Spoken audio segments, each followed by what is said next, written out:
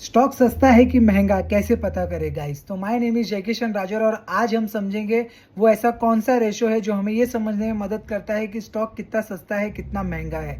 तो आज हम डिटेल में समझेंगे पैग रेशो के बारे में और इसके लिए हम दो कंपनियों का एग्जाम्पल लेंगे और ये चीज़ मैं आपको एक एक्सेल पे करके बताता हूँ। सो गाइस यहाँ पे मान लीजिए कंपनी ए है, ठीक है, जिसका पीई रेशो जो है वो 20 है, ईपीएस ग्रोथ जो है वो भी 20 है। कंपनी बी है जिसका पीई रेशो 20 है,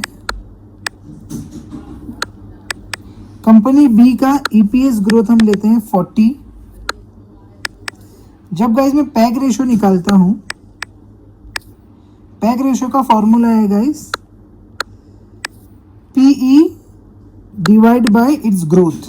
तो ये मुझे मेरा पैग रेशो मिल जाता है। कंपनी ए के मामले में ये पैग रेशो है 1%। कंपनी बी का अगर मैं पैग रेशो निकालता हूं तो ये वापस से सेम फॉर्मूला यूज करेंगे, PE divide by EPS growth. तो यहाँ पे 0.5% का अपना पैग रेशो है। तो हमेशा एक चीज ध्यान रखनी है गाइस, जब भी हम पैग रेशो निकालते हैं तो हमें ये समझना है कि अगर कोई भी कंपनी का पैग रेशो 1 से नीचे है तो वो कंपनी हम मानेंगे ये केस में कि अंडर वैल्यूड है।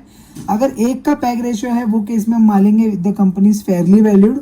अगर 1 से अधिक है तो वो केस में हम मानेंगे कि कंपनी अपने प्राइस से, अपने जो एक्चुअल प्राइस है उससे ओवर वैल्यू पे ट्रेड कर रही है।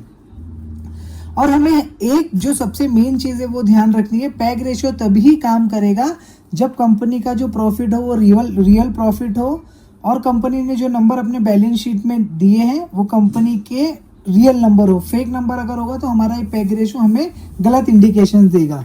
तो अगले बार आपसे अगर कोई कहे कि स्टॉक सस्ता है कि महंगा, तो गाइज हमें एक चीज़ पूछनी है कि भाई साहब पैग रेशियो देखा क्या।